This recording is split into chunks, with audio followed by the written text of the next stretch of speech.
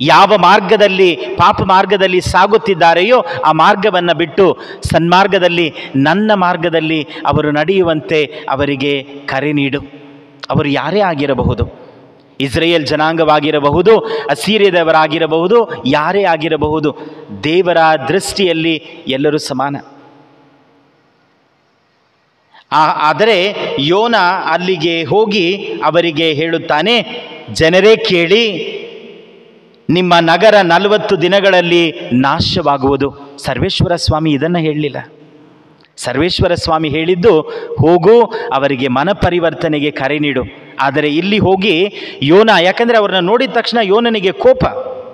ಈ ಅಸೀರಿಯ ಜನರೇ ನಮ್ಮನ್ನು ದಾಸತ್ವಕ್ಕೆ ಒಳಪಡಿಸಿದವರು.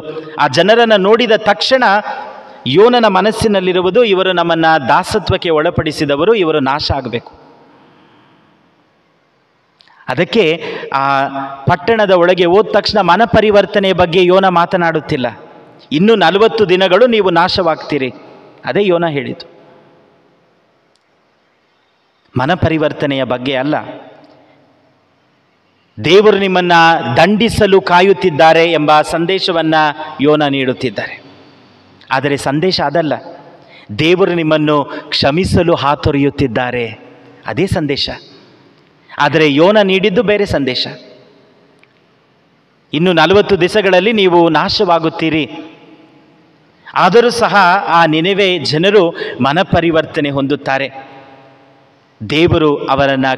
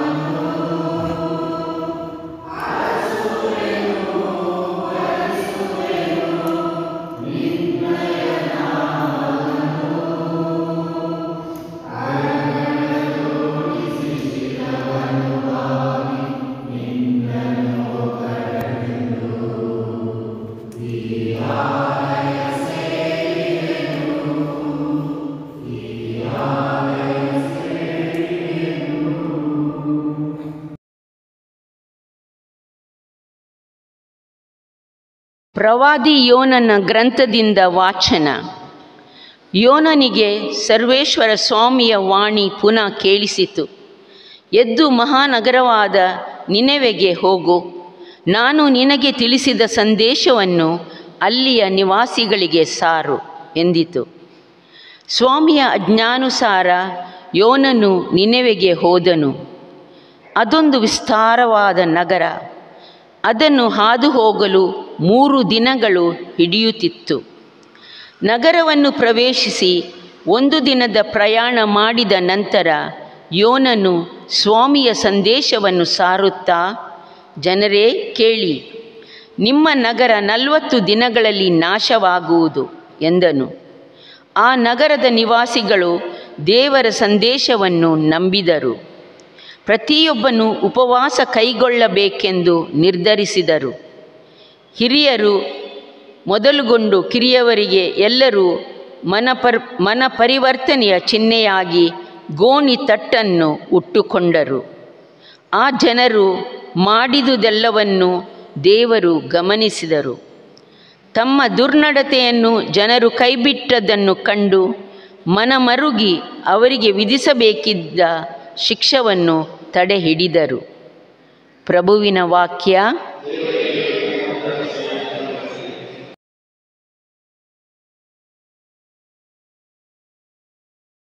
ನಿನ್ನ ಮಾರ್ಗವನ್ನು ಪ್ರಭು ನನಗೆ ತೋರಿಸು. ನಿನ್ನ ಮಾರ್ಗವನ್ನು ಪ್ರಭು ನನಗೆ ತೋರಿಸು. ನಿನ್ನ ಮಾರ್ಗವನ್ನು ಪ್ರಭು ನನಗೆ ತೋರಿಸು. ನೀನೊಪ್ಪುವ ಪದದಲ್ಲಿ ನಾ ನಡೆಯುವ ಕಲಿಸು. ಸನ್ಮಾರ್ಗದಲ್ಲಿ ಮುನ್ನಡೆಸನ್ನ ದೇವ, ಮುಕ್ತಿದಾತ, ಕಲಿಸನೆಗೆ ನಿನಗಾಗಿ ಕಾದಿರುವೆ ಸತತ. ನಿನ್ನ ಮಾರ್ಗವನ್ನು ಪ್ರಭು ನನಗೆ ತೋರಿಸು. ನೆನೆಸಿಕೋ ಪ್ರಭು ನಿನ್ನ ನಿರಂತರ ಕರುಣೆಯನ್ನು, ಆದಿಯಿಂದ ನೀ ತೋರಿದ ಅಚಲ ಪ್ರೀತಿಯನ್ನು. ಯೌವನದನ್ನ ಪಾಪ ಪ್ರವೃತ್ತಿಗಳ ಮನದಲ್ಲಿಟ್ಟುಕೊಳ್ಳಬೇಡ. ನಿನ್ನೊಲಮೆಯ ನಲ್ಮೆಯ ನಿಮಿತ್ತ ಪ್ರಭು ನನ್ನ ನೆನೆಯದಿರಬೇಡ. ನಿನ್ನ ಮಾರ್ಗವನ್ನು ಪ್ರಭು ನನಗೆ ತೋರಿಸು. ಸತ್ಯ ಸ್ವರೂಪನು ದಯಾವಂತನು ಪ್ರಭು, ದಾರಿ ತಪ್ಪಿದವರಿಗೆ ಬೋಧಕನು ಪ್ರಭು. ದೀನರನ್ನು ನಡೆಸುವನು ತನ್ನ ವಿಧಿಗಾನುಸಾರ, ದಲಿತರಿಗೆ ಕಲಿಸುವನು ತನ್ನ ಧರ್ಮಾಚಾರ. ನಿನ್ನ ಮಾರ್ಗವನ್ನು ಪ್ರಭು ನನಗೆ ತೋರಿಸು.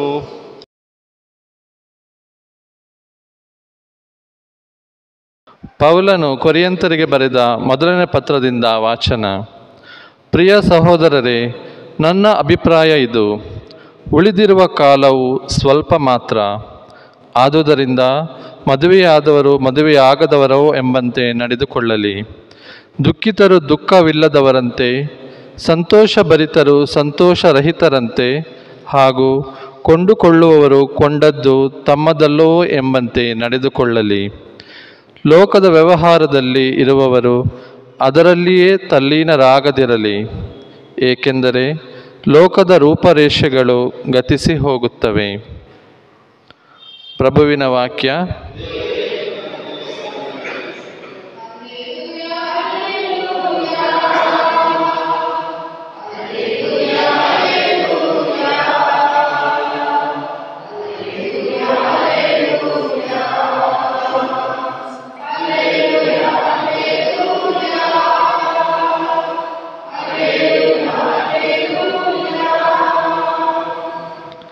ಯೇಸು ದೈವರಾಜ್ಯದ ಸಂದೇಶವನ್ನು ಪ್ರಬೋಧಿಸುತ್ತಿದ್ದರು.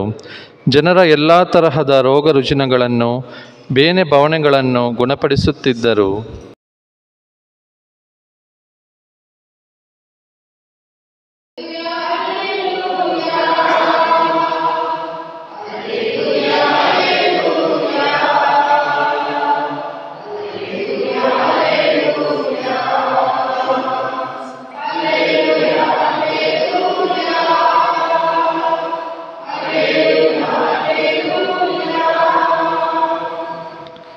ಪ್ರಭು ನಿಮ್ಮೊಡನೆ ಇರಲಿ.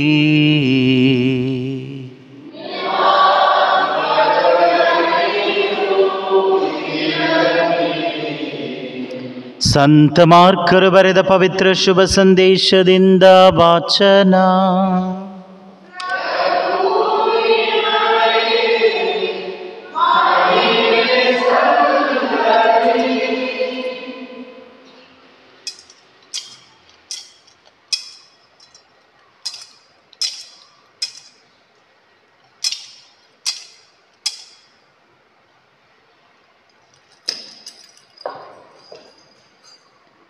ಯೋಹಾನನು ಬಂಧಿತನಾದ ಬಳಿಕ ಯೇಸು ಸ್ವಾಮಿ ಗಲಿಲಾಯಕ್ಕೆ ಹೋಗಿ ದೇವರ ಶುಭ ಸಂದೇಶವನ್ನು ಸಾರಿದರು. ಕಾಲವು ಪರಿಪಕ್ವವಾಗಿದೆ, ದೇವರ ಸಾಮ್ರಾಜ್ಯವು ಸಮೀಪಿಸಿದೆ. ಪಶ್ಚಾತ್ತಾಪಪಟ್ಟು ಪಾಪ ಜೀವನಕ್ಕೆ ವಿಮುಖರಾಗಿ ದೇವರಿಗೆ ಅಭಿಮುಖರಾಗಿರಿ. ಶುಭ ಸಂದೇಶದಲ್ಲಿ ವಿಶ್ವಾಸವಿಡಿ ಎಂದು ಘೋಷಿಸಿದರು. ಯೇಸು ಸ್ವಾಮಿ ಗಲಿಲಾಯ ಸರೋವರದ ತೀರದಲ್ಲಿ ನಡೆದು ಹೋಗುತ್ತಿದ್ದಾಗ ಸಿಮೋನನನ್ನು ಆತನ ಸಹೋದರ ಅಂದ್ರೆಯನನ್ನು ಕಂಡರು. ಬೆಸ್ತರಾದ ಇವರು ಸರೋವರದಲ್ಲಿ ಬಲೆ ಬೀಸುತ್ತಾ ಇದ್ದರು. ಯೇಸು ಸ್ವಾಮಿ ಅವರಿಗೆ, ನನ್ನನ್ನು ಹಿಂಬಾಲಿಸಿ ಬನ್ನಿ, ನಿಮ್ಮನ್ನು ಮನುಷ್ಯರನ್ನೇ ಹಿಡಿಯುವವರನ್ನಾಗಿ ಮಾಡುವೆನು ಎಂದು ಕರೆದರು. ತಕ್ಷಣವೇ ಅವರು ತಮ್ಮ ಬಲೆಗಳನ್ನು ಬಿಟ್ಟು ಯೇಸು ಸ್ವಾಮಿಯನ್ನು ಹಿಂಬಾಲಿಸಿದರು. ಇನ್ನೂ ಸ್ವಲ್ಪ ಮುಂದಕ್ಕೆ ಹೋಗುತ್ತಿದ್ದಾಗ ಜೆಬೆದಾಯನ ಮಕ್ಕಳಾದ ಯಾಕೋಬ ಮತ್ತು ಯೋಹಾನರನ್ನು ಯೇಸು ಸ್ವಾಮಿ ಕಂಡರು. ಅವರು ದೋಣಿಯಲ್ಲಿ ಕುಳಿತು ತಮ್ಮ ಬಲೆಗಳನ್ನು ಸರಿಪಡಿಸುತ್ತಿದ್ದರು. ಕೂಡಲೇ ಯೇಸು ಸ್ವಾಮಿ ಅವರನ್ನು ಕರೆದರು. ಅವರು ತಮ್ಮ ತಂದೆ ಜೆಬೆದಾಯನನ್ನು ಕೂಲಿ ಆಳುಗಳ ಸಂಗಡ ದೋಣಿಯಲ್ಲೇ ಬಿಟ್ಟು ಯೇಸು ಸ್ವಾಮಿಯನ್ನು ಹಿಂಬಾಲಿಸಿದರು.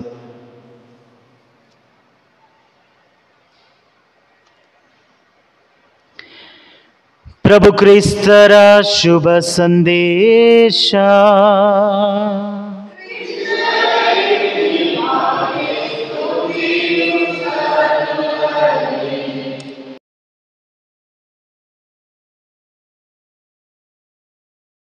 ಪ್ರಭು ಕ್ರಿಸ್ತರಲ್ಲಿ ನನ್ನ ಆತ್ಮೀಯ ಸಹೋದರ ಸಹೋದರಿಯರೇ, ಪ್ರೀತಿಯ ಮಕ್ಕಳೇ, ಕಳೆದ ಭಾನುವಾರ ನಾವು ದೇವರ ಕರೆಯ ಬಗ್ಗೆ ಮಾತನಾಡಿದೆವು, ಧ್ಯಾನಿಸಿದೆವು. ದೇವರ ಕರೆಯಲ್ಲಿ 5 ಹಂತಗಳನ್ನು ನೋಡಿದೆವು.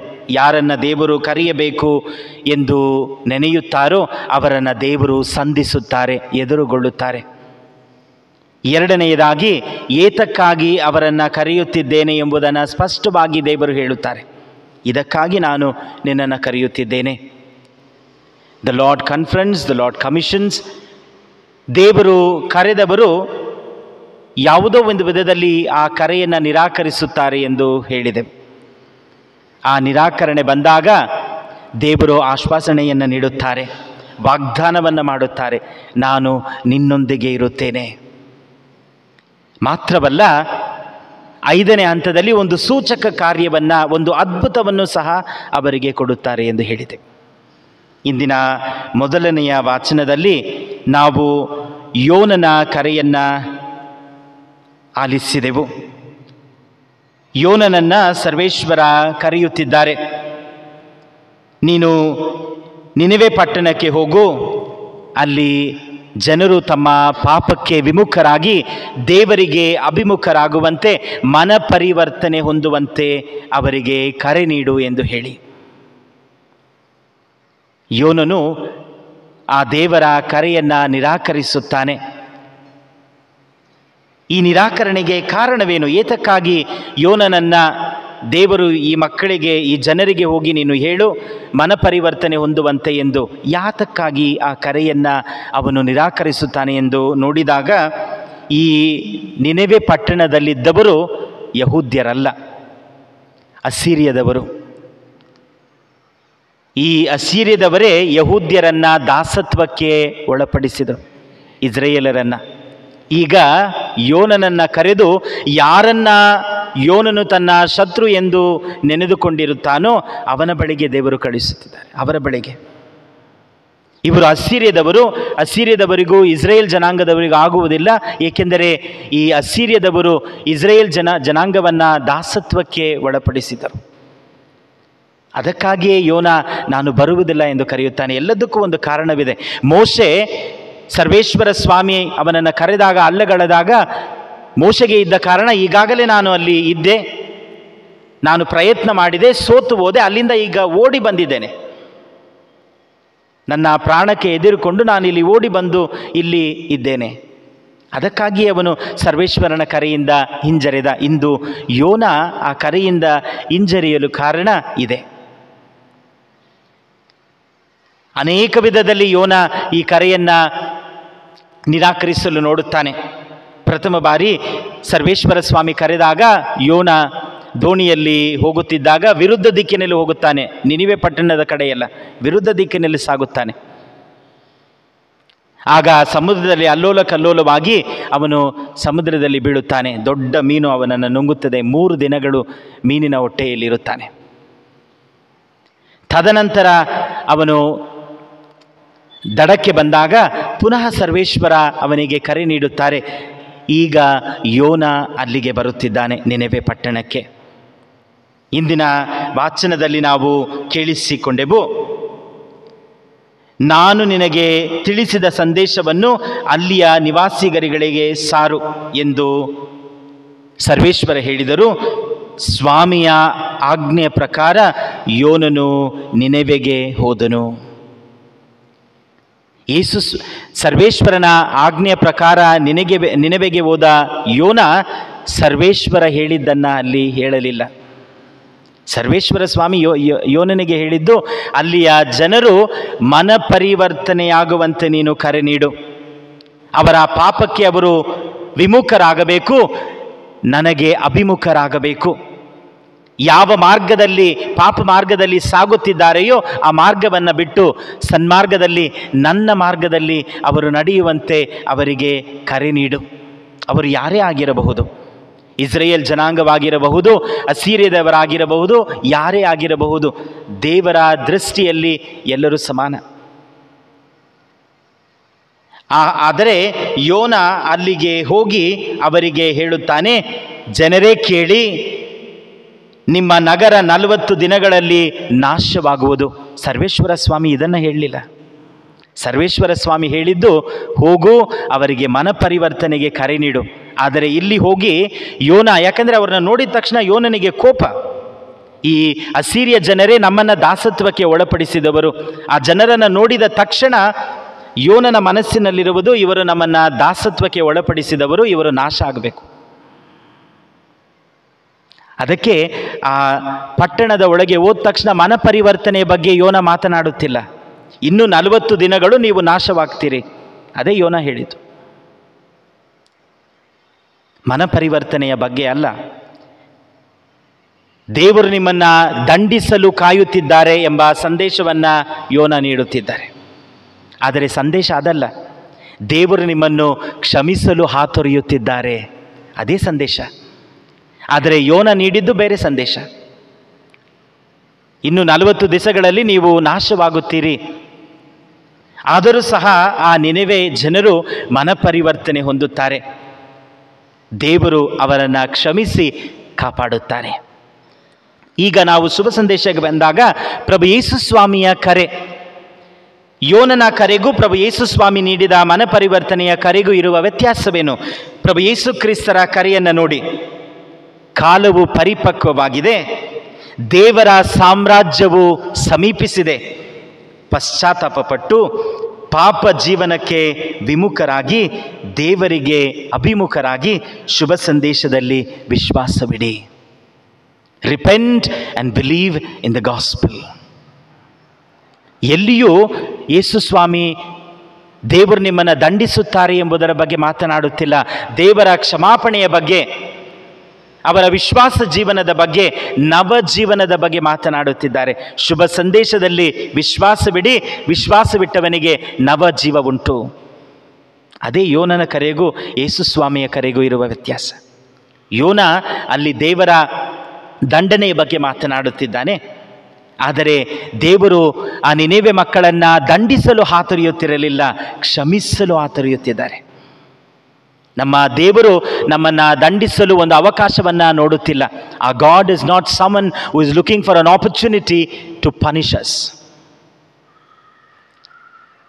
ನಮ್ಮನ್ನು ಸದಾ ಕ್ಷಮಿಸುವಂತೆ, ಸ್ವೀಕರಿಸುವಂತೆ ಕಾಯುತ್ತಿದ್ದಾರೆ. ಅದೇ ಸಂದೇಶವನ್ನು ಇಂದಿಗೂ ನೀಡುತ್ತಿದ್ದಾರೆ. ಆ ಕ್ಷಮಾಪಣೆಯನ್ನು, ಆ ಪ್ರೀತಿಯನ್ನು ನಾವು ನಮ್ಮದಾಗಿಸಿಕೊಳ್ಳಬೇಕಾದರೆ ಯೇಸು ಸ್ವಾಮಿ ನೀಡುವ ಕರೆ, ನಿಮ್ಮ ಪಾಪಕ್ಕೆ ವಿಮುಖರಾಗಿ ನನಗೆ ಅಭಿಮುಖರಾಗಿ. ನನ್ನ ಶುಭ ಸಂದೇಶದಲ್ಲಿ ನಿಮ್ಮ ವಿಶ್ವಾಸವನ್ನು ಇಡಿ, ನೀವು ನವಜೀವವನ್ನು ಪಡೆಯುತ್ತೀರಿ ಎಂಬ ಕರೆಯನ್ನು ನೋಡುತ್ತಿದ್ದಾರೆ. ಈ ಮೊದಲನೆಯ ವಾಚನ ಯೇಸು ಸ್ವಾಮಿಯ ಈ ಹೊಸ ಜೀವನಕ್ಕೆ, ಕ್ಷಮಾಪಣೆಗೆ ನೀಡುವ ಕರೆ, ಎರಡನ್ನು ನಾವು ನೋಡುವಾಗ ಕಲಿಯುವ ಪಾಠವೇನು? ದೇವರ ದೃಷ್ಟಿಯಲ್ಲಿ ಎಲ್ಲರೂ ಒಂದೇ. ನಾವು ಇಸ್ರೇಲ್ ಜನಾಂಗವಾಗಿರಬಹುದು, ಅಸ್ಸೀರಿಯದವರಾಗಿರಬಹುದು, ಯಾರೇ ಆಗಿರಬಹುದು, ಎಲ್ಲರಿಗೂ ಮನ ಪರಿವರ್ತನೆಯ ಕರೆಯನ್ನು ಸಮಾನವಾಗಿ ನೀಡುತ್ತಾರೆ. ಇವರು ನನ್ನ ಜನರಾದ ಇಸ್ರೇಲನ್ನು ದಾಸತ್ವಕ್ಕೆ ಒಳಪಡಿಸಿದರು, ಆದ್ದರಿಂದ ನಾನು ಇವರಿಗೆ ಯಾವುದೇ ಅವಕಾಶವನ್ನು ನೀಡದೆ ಅವರನ್ನು ದಂಡಿಸುತ್ತೇನೆ. ಖಂಡಿತವಾಗಿಯೂ ಇಲ್ಲ. ಅಸ್ಸೀರಿಯದವರಿಗೂ ಅವಕಾಶ ಉಂಟು, ಅದನ್ನು ಉಪಯೋಗಿಸಿಕೊಂಡರು. ಇಸ್ರೇಲ್ ಜನರು ದೇವರು ತಿರುಗಿ ಬನ್ನಿ ಎಂದಾಗ ಕೆಲವು ಬಾರಿ ಅದನ್ನು ನಿರಾಕರಿಸಿದ್ದಾರೆ. ಆದರೆ ಈ ನಿನೆವೆ ಜನರು ಹಿಂದಿರುಗಿ ಬರುತ್ತಾರೆ, ಪಶ್ಚಾತ್ತಾಪ ಪಡುತ್ತಾರೆ, ಆ ಅವಕಾಶವನ್ನು ಉಪಯೋಗಿಸಿಕೊಳ್ಳುತ್ತಾರೆ. ಈ ಮನ ಪರಿವರ್ತನೆಯ ಕರೆ ಎಲ್ಲರಿಗೂ ಸಮಾನವಾದದ್ದು. ದೇವರ ದೃಷ್ಟಿಯಲ್ಲಿ ಎಲ್ಲರೂ ಸಮಾನವೇ. ಅದೇ ಮೊದಲನೆಯ ಪಾಠ. ಎಲ್ಲರಿಗೂ ಅವಕಾಶವನ್ನು ಕೊಡುತ್ತಾರೆ, ಅದು ಯಾರೇ ಆಗಿರಬಹುದು. ಈ ಇಸ್ರೇಲ್ ಜನಾಂಗ ಯಾರು ಎಂದರೆ ದೇವರಿಂದ ಆಯ್ದುಕೊಳ್ಳಲ್ಪಟ್ಟವರು, ದೇವರಿಂದ ಅಪಾರವಾಗಿ ಪ್ರೀತಿಸಲ್ಪಟ್ಟವರು. ಅವರನ್ನು ದಾಸತ್ವಕ್ಕೆ ಒಳಪಡಿಸಿದ ಅಸ್ಸೀರಿಯದವರಿಗೆ ಅವಕಾಶ ಉಂಟು ಮನ ಪರಿವರ್ತನೆಗೆ. ನಮ್ಮೆಲ್ಲರಿಗೂ, ನಾವು ಯಾರೇ ಆಗಿರಲಿ, ನಮ್ಮೆಲ್ಲರಿಗೂ ಮನ ಪರಿವರ್ತನೆಗೆ ಅವಕಾಶವಿದೆ. ಎರಡನೆಯದಾಗಿ ಇದರಿಂದ ನಾವು ಕಲಿಯುವ ಪಾಠ, ದೇವರು ನಮ್ಮನ್ನು ದಂಡಿಸಲು ಆತರಿಯುತ್ತಿಲ್ಲ. ದೇವರು ನಮ್ಮನ್ನು ದಂಡಿಸಲು, ನಮ್ಮ ನಾಶಕ್ಕಾಗಿ ಅವರು ಕಾಯುತ್ತಿಲ್ಲ. ಬದಲಾಗಿ ನವ ಜೀವನ ಹೊಂದುವಂತೆ, ನಮ್ಮನ್ನು ಕ್ಷಮಿಸುವಂತೆ ಅವರು ಹಾತೊರೆಯುತ್ತಿದ್ದಾರೆ. A God is not someone waiting for an opportunity to punish us. ನಮ್ಮನ್ನು ಕ್ಷಮಿಸಲು ಅವರು ಹಾತೊರೆಯುತ್ತಿದ್ದಾರೆ. ಅದನ್ನೇ ಯೇಸು ಸ್ವಾಮಿ ಬಹಳ ಸ್ಪಷ್ಟವಾಗಿ ಶುಭ ಸಂದೇಶದಲ್ಲಿ ಹೇಳುತ್ತಾರೆ, ಮನ ಪರಿವರ್ತನೆ ಹೊಂದಿ ವಿಶ್ವಾಸಬೇಡಿ, ಹೊಸ ಜೀವವನ್ನು ಪಡೆದುಕೊಳ್ಳಿ ಎಂದು.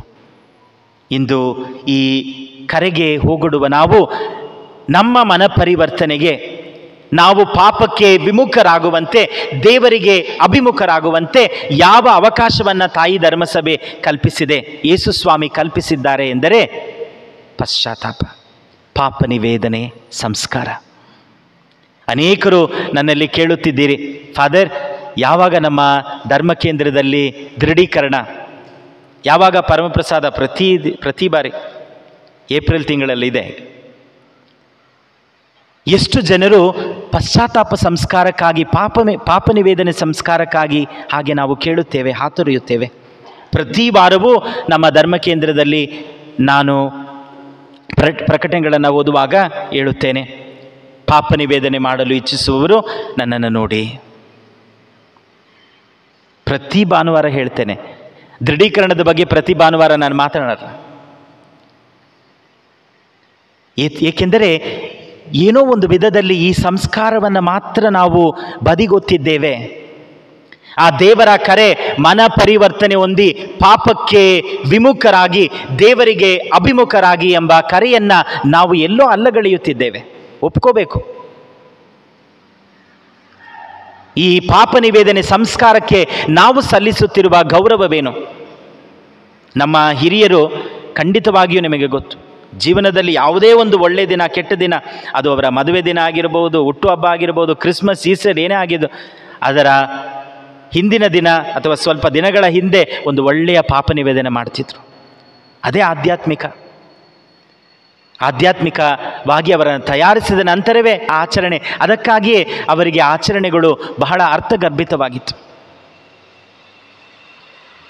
ಇಂದು ನಾವು ಈ ದೇವರ ಕರೆಯನ್ನು ನಮ್ಮದೇ ಆದ ವಿಧದಲ್ಲಿ ಅಲ್ಲಗಳೆಯುತ್ತಿದ್ದೇವೆಯೇ? ನಾವು ಅಲ್ಲಗಳೆಯುತ್ತಿದ್ದೇವೆ ಎಂಬುದನ್ನು ಸಹ ಮರೆತಿದ್ದೇವೆ. ಅದೇ ಇಲ್ಲಿ ವ್ಯಥೆ. ನಾವು ಅಲ್ಲಗಳೆಯುತ್ತಿದ್ದೇವೆ ಎಂಬುದನ್ನೇ ನಾವು ಮರೆತು ಬಿಟ್ಟಿದ್ದೇವೆ. We have forgotten that we are rejecting the call for conversion. ಅದನ್ನೇ ಮರೆತು ಬಿಟ್ಟಿದ್ದೇವೆ. ಅಲ್ಲಗಳೆಯುತ್ತಿದ್ದೇವೆ ಎಂಬುದನ್ನು ಮಾತ್ರವಲ್ಲ, ನಾನು ಅಲ್ಲಗಳೆಯುತ್ತಿದ್ದೇನೆ ಎಂಬುದನ್ನೇ ನಾನು ಮರೆತು ಬಿಟ್ಟಿದ್ದೇನೆ. ನಾವು ಕೇಳೋಣ, ನನ್ನ ಈ ಕ್ರೈಸ್ತಿಯ ಜೀವನದಲ್ಲಿ, ನನ್ನ ಕಥೋಲಿಕ ಜೀವನದಲ್ಲಿ ದೇವರು ನೀಡಿರುವ ಈ ಸಂಸ್ಕಾರಕ್ಕೆ ನಾನು ನೀಡಿರುವ ಗೌರವವೇನು? ಪಾಪ ನಿವೇದನೆಗೆ, ನನ್ನ ಈ ಕಥೋಲಿಕ ಪಯಣದಲ್ಲಿ, ಕ್ರೈಸ್ತಿಯ ಜೀವನದಲ್ಲಿ ನಾನು ಈ ಸಂಸ್ಕಾರಕ್ಕೆ ನೀಡಿರುವ ಸ್ಥಾನವೇನು? ಎಷ್ಟು ಬಾರಿ ಈ ಸಂಸ್ಕಾರದ ಮೂಲಕ ನಾನು ಪಾಪಕ್ಕೆ ವಿಮುಖನಾಗಿ ದೇವರಿಗೆ ಅಭಿಮುಖನಾಗಿದ್ದೇನೆ? ಅದೇ ಅವಕಾಶ. ಬೇರೆ ಎಲ್ಲಿ ಹೋಗಿ ನಾವು ಪಾಪಕ್ಕೆ ವಿಮುಖರಾಗುವುದು, ದೇವರಿಗೆ ಅಭಿಮುಖರಾಗುವುದು? ಎಲ್ಲಿ ದೇವರ ಕರುಣೆಯನ್ನು ನಾವು ಸವಿಯುವುದು? ಆ ಅಧಿಕಾರವನ್ನೇ ತನ್ನ ಅಪೊಸ್ತಲರಿಗೆ ಯೇಸುಸ್ವಾಮಿ ನೀಡುತ್ತಾರೆ. ಯಾರ ಪಾಪಗಳನ್ನು ನೀವು ಕ್ಷಮಿಸುತ್ತೀರೋ ಅವುಗಳನ್ನು ನಾನು ಕ್ಷಮಿಸುತ್ತೇನೆ, ಯಾರ ಪಾಪಗಳನ್ನು ನೀವು ಕ್ಷಮಿಸುವುದಿಲ್ಲವೋ ಅವುಗಳನ್ನು ನಾನು ಕ್ಷಮಿಸುವುದಿಲ್ಲ. ಒಂದು ವೇಳೆ ಸಂತರಾಯಪ್ಪರೋ ಅಥವಾ ಥಾಮಸರೋ ಯಾರೋ ಒಬ್ಬರು ಬಂದು ಪಾಪ ಮಾಡಿ ಅವರು ಇಲ್ಲ ಕ್ಷಮಿಸುವುದಿಲ್ಲ ಅಂತ ಹೇಳಿದರೆ ಸೆಕೆಂಡ್ ಅಪೀಲ್ ಇಲ್ಲ, ಅವರು ಯೇಸುಸ್ವಾಮಿ ಬಳಿಗೆ ಹೋಗಂಗಿಲ್ಲ. ಯಾಕೆಂದರೆ ಯೇಸುಸ್ವಾಮಿ ಹೇಳಿದ್ದಾರೆ, ಯಾರ ಪಾಪಗಳನ್ನು ಅವರು ಕ್ಷಮಿಸುತ್ತಾರೋ ನಾನು ಕ್ಷಮಿಸುತ್ತೇನೆ, ಯಾರ ಪಾಪಗಳನ್ನು ಅವರು ಕ್ಷಮಿಸದೆ ಬಿಡುತ್ತಾರೆ ನಾನು ಕ್ಷಮಿಸುವುದಿಲ್ಲ. ಆ ಅಧಿಕಾರವನ್ನು ತನ್ನ ಅಪೊಸ್ತಲರ ಮುಖಾಂತರ ಬರುವ ಯಾಜಕರಿಗೆ ಸರ್ವೇಶ್ವರ ನೀಡಿದ್ದಾರೆ. ಇಂದು ಈ ಕರೆ ನಮಗೆ ವೈಯಕ್ತಿಕವಾಗಿ ಯೇಸುಸ್ವಾಮಿ ನೀಡುವ ಕರೆಯಾಗಿದೆ. ಈ ಕರೆ ಪುನಃ ನಮ್ಮ ಹೃದಯಗಳನ್ನು ತಟ್ಟುತ್ತದೆ. ನಾವು ಈ ಕರೆಯನ್ನು ಅಲ್ಲಗಳೆಯುತ್ತಿದ್ದೇವೆಯೇ ಎಂಬುದನ್ನು ಯೋಚಿಸಿ ನೋಡೋಣ. ಒಂದು ವೇಳೆ ಅಲ್ಲಗಳೆಯುತ್ತಿದ್ದರೂ ನಾನು ಅಲ್ಲಗಳೆಯುತ್ತಿದ್ದೇನೆ ಎಂಬುದನ್ನೇ ನಾವು ಮರೆತು ಬಿಟ್ಟಿದ್ದೇವೆ ಎಂಬ ಪ್ರಶ್ನೆಯನ್ನು ಇಂದು ಯೇಸುಸ್ವಾಮಿ ನಮ್ಮ ಮುಂದಿಡುತ್ತಿದ್ದಾರೆ. ಆ ನಿನಿವೆ ಜನರು ಅಸೀರಿಯದವರಾಗಿ ಇಸ್ರೇಲ್ ಜನಾಂಗದವರನ್ನು ದಾಸತ್ವಕ್ಕೆ ಒಳಪಡಿಸಿದರು. ಅವರು ಕೇಳಿದ ಸಂದೇಶ ನಾಶದ ಸಂದೇಶ, ಇನ್ನು 40 ದಿನಗಳು ನೀವು ನಾಶವಾಗುತ್ತೀರಿ. ಆ ಸಂದೇಶವನ್ನು ಕೇಳಿದ ಕೂಡಲೇ ಅವರು ಮನಪರಿವರ್ತನೆ ಹೊಂದುತ್ತಾರೆ, ಪಾಪವನ್ನು ತ್ಯಜಿಸಿ ದೇವರಿಗೆ ಅಭಿಮುಖರಾಗುತ್ತಾರೆ. ಇಂದು ಯೇಸುಸ್ವಾಮಿಯ ಈ ಕರೆ ನಮ್ಮ ಮನಗಳನ್ನು ತೆರೆಯಲಿ. ಯೇಸುಸ್ವಾಮಿಯ ಈ ಕರೆ ನಮ್ಮನ್ನು ಪಾಪ ನಿವೇದನೆಯ ಸಂಸ್ಕಾರಕ್ಕೆ ಕರೆದೊಯ್ಯಲಿ. ಅಲ್ಲಿ ನಾವು ನಮ್ಮ ಪಾಪಕ್ಕೆ ವಿಮುಖರಾಗಿ ದೇವರಿಗೆ ಅಭಿಮುಖರಾಗೋಣ. ನಮ್ಮ ವಿಶ್ವಾಸವನ್ನು ಪ್ರಭು ಯೇಸು ಕ್ರಿಸ್ತರಲ್ಲಿ ನಾವು ದೃಢಪಡಿಸಿಕೊಳ್ಳೋಣ. ಈ ವಿಶ್ವಾಸ ಪಯಣದಲ್ಲಿ ದೇವರು ನೀಡಿರುವ ಈ ಸಂಸ್ಕಾರ ನಮ್ಮ ಸಂಸ್ಕಾರವಾಗಲಿ, ನಮ್ಮ ಆಚರಣೆಯಾಗಲಿ. ಈ ಆಚರಣೆ ಮೂಲಕ ದೇವರು ದಯಾವಂತರು, ದೇವರು ನಮ್ಮನ್ನು ಸದಾ ಕ್ಷಮಿಸುವವರು ಎಂಬುದನ್ನು ನಾವು ಅನುಭವಿಸೋಣ.